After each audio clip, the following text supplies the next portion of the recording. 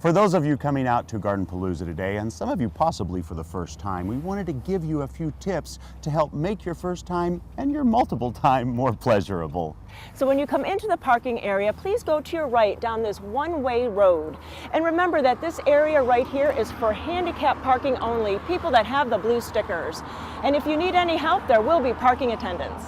So if the rest of you are wondering, but where do I park? We give you all of this. So when you finish filling up your car with all those great plants, you want to take this road to exit out to the back of the property. So if you're exiting to the back of the property, you might see signs like this out there. Now, if you're going to pick up the plants that you purchased and put in the holding area, you would go this direction. Otherwise, if you're just leaving, you would just follow the exit signs toward the back of the property. Now, right behind the red store is where you'll find the porta-johnies, which are very important, and the plant holding area, just as important. If you have too many to carry, you can lock them here, and they'll be taken care of until you're ready to leave. Now, follow those signs that William was just talking about. Our great helpers will get you all loaded up, and you can be on your way. So Judy and I wanted to give you just a couple of more tips.